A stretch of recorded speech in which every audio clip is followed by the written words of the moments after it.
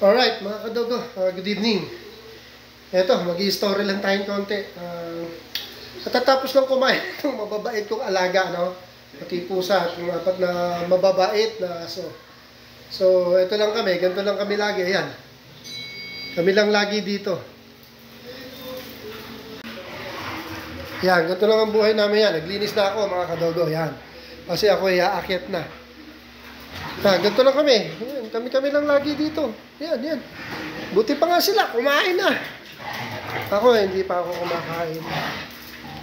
Yan ang buhay ng dog lover. Away-away pa. Pagtas kumain, tas hihihi, pupu-pupu. So, ayan mga katodo. Isang simpleng buhay bilang dog lover. Pagkakain ko na, akit na, maghihilamos na ako para ako naman matulog. Hindi na siguro ako kakain, pagod eh.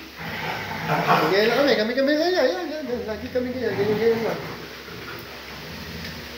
Nagalag lang kami dito ng kasama ko, mga alaga akong aso, pusa. So sige na, akit na mo na, mga kataw ko, maghihilamos pa ako. Till next time! Thank you for watching.